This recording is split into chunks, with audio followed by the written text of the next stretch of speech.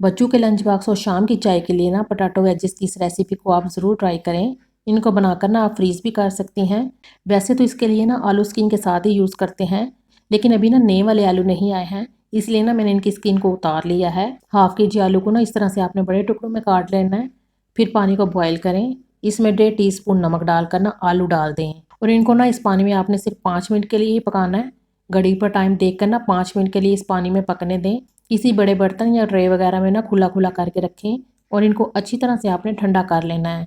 अच्छा, अब हमने आधा कप मैदे का लिया है, इसमें 2 टेबलस्पून कॉर्नफ्लोर के डालें, हाफ टी स्पून कुटी मिर्चें डालें, हाफ टी स्पून इसमें नमक डालें, half tea spoon chicken powder डालें, हाफ टी स्पून लाल मिर्चें पीसी हुई ऐड करें और हाफ टी स्पून इसमें ओरिगानो डाल लें। हाफ टी स्पून आपने इसमें कूटा हुआ लहसुन ऐड करना है।